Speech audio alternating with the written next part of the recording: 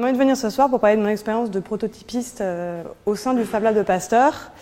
Le Fab Lab de Pasteur, il est tout nouvellement créé, donc je vais plutôt vous raconter un peu l'expérience qui a mené jusqu'à sa création et jusqu'à aujourd'hui. Donc il y a 9 mois, je passe les portiers de sécurité de Pasteur et je me retrouve à passer un entretien avec un chercheur de l'Institut pour justement la création de ce Fab Lab. Alors, passé les présentations d'usage, il va directement dans le vif du sujet et il me demande d'imaginer comment je répondrais à une problématique qui est, je vous cite, il voulait que je conçois une presse capable d'imprimer à quelques microns près dans du gel pour ensuite pouvoir l'observer au microscope. Donc là, il y a un petit moment de silence parce que je ne sais absolument pas de quoi il me parle et qu'il faut que je réponde vite. Donc, on commence à discuter. Je prends du papier, je fais quelques dessins pour m'assurer que on se suit et qu'on arrive à se comprendre. Mais à chaque fois que je propose une solution, il vient m'amener une nouvelle contrainte qu'il faut ajouter. Au bout d'un moment, je suis perdue, je ne comprends pas bien le sens du projet et je ne sais pas très bien où je vais aller. Donc je m'arrête et je lui dis, voilà, moi je suis ingénieur, je suis designer. Ma façon de travailler, c'est de poser plein de questions pour essayer d'envisager la totalité du projet, son sens, les besoins, et puis après on peut avancer. Donc, ma démarche l'amuse un peu, il continue à m'écouter. Et là, je lui explique qu'il n'y a pas tant besoin d'être expert en mécanique pour faire un Fab Lab. Ils ont plus besoin de quelqu'un qui serait capable d'imaginer, de donner vie à leur projet. Et que ce quelqu'un, ce serait plutôt moi. Donc là, à nouveau, je prends un temps d'arrêt parce que je suis en train de me rendre compte que j'explique à un chercheur qui a pris le temps de venir me voir, enfin que je vienne le voir justement, que peut-être qu'il a tort et que peut-être que je suis plus intéressante que les autres candidats. Bon, là, il rit, carrément. En fait, ce chercheur, il aime étudier le comportement des souris et ensuite, il adapte ses protocoles d'observation. Et ce qu'il a fait là, dans le bocal où il m'avait emmené, c'est un espèce de stress test similaire. Et ma réaction, puisqu'il en est ressorti, ces conversations avec le groupe de réflexion au sein même de Pasteur qui voulait créer le Fab Lab, l'ont convaincu en effet qu'en se reposant sur les ressources en présence au sein même de Pasteur et en ajoutant mes compétences, on avait un projet qui tenait la route. Et voilà comment, quelques mois après, je me retrouve à implanter au sein de Pasteur le Fab Lab en tant que prototypeur. Mais alors, pourquoi un Fab Lab au sein de Pasteur ? Quel est le besoin ? À quoi ça répond ? Alors, la première chose à laquelle je me suis rendu compte en arrivant à Pasteur et en visitant les labos, c'est qu'il n'y a pas plus maker qu'un chercheur. Ils passent leur temps à bidouiller, créer, tester, imaginer des dispositifs pour leurs expériences. Alors, pour ça, à Pasteur, il y a soit un atelier mécanique très précis qui leur permet de fabriquer des choses, mais le souci, c'est qu'ils ont besoin d'avoir déjà un cahier des charges un peu établi, et puis il y a des contraintes de délai, souvent de coûts, qui contraignent un peu la démarche de prototypage. Cela dit, il y a quand même de très beaux projets qui sortent.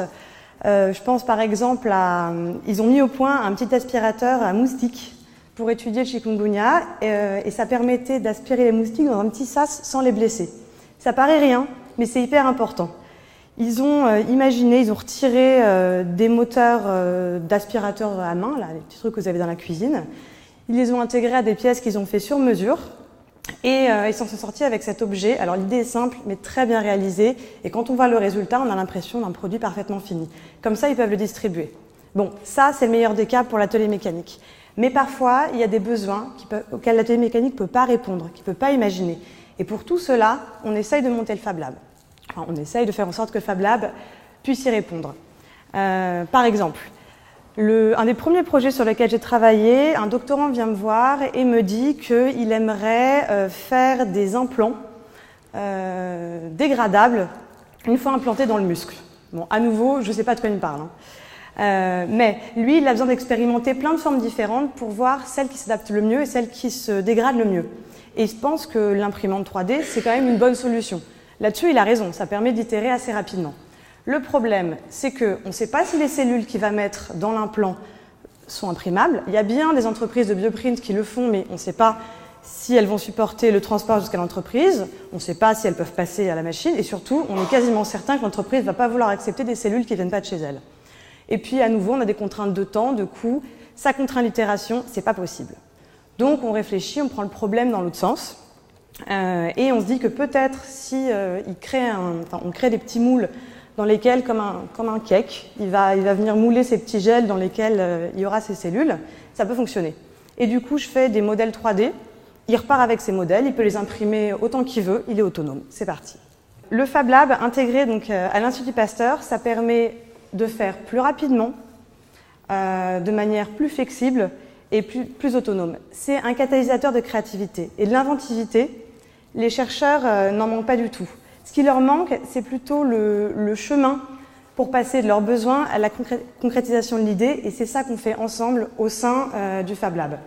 Alors la structure est encore très jeune, hein, on n'a que 4 mois. Mais au bout de 4 mois seulement, il y a déjà un projet qui souhaite à terme passer en start-up. À nouveau, Pasteur se propose de l'héberger et évidemment de soutenir son développement. Et le Fab Lab et les conseils qu'on trouvera pour ce projet vont continuer de le soutenir. Alors, on aimerait aussi passer un sujet en production. Par exemple, ce même chercheur qui m'a torturé le jour de l'entretien, il aimerait créer une ville pour souris, une espèce de SimCity en kit à destination des biologistes pour pouvoir observer le comportement des souris avec caméra, puce RFID, porte motorisée, pièces différentes avec des ambiances salon, salle à manger, ça, enfin, j'en passe, mais globalement, c'est assez impressionnant. J'utilise la 3D pour lui montrer le principe et pour le valider, et pour valider les pièces mécaniques. Tout cet objet, enfin tout ce concept, sera prototypable au sein même du Fab Lab.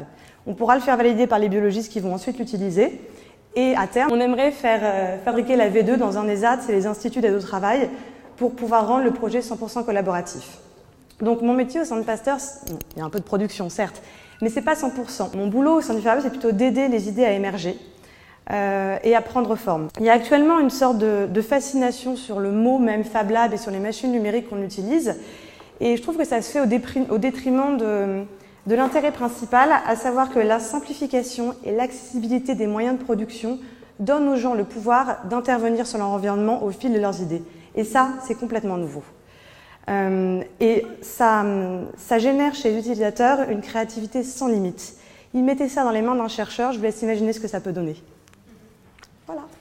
Comment tu travailles avec ces chercheurs, main dans la main? Est-ce que tu te retrouves finalement à être plutôt presque comme un prestataire en fait, de design et de production pour eux, ou est-ce que tu arrives vraiment à travailler main dans la main pour construire le prototype ensemble? Comment vous travaillez ensemble? Je suis à la fois prestataire et à la fois main dans la main, parce qu'il y a un avantage que j'ai, c'est que j'y connais rien à la biologie et je suis certainement pas chercheuse. Du coup, j'ai absolument besoin de toutes leurs idées à eux pour pouvoir répondre. Et moi, je me concentre sur le besoin.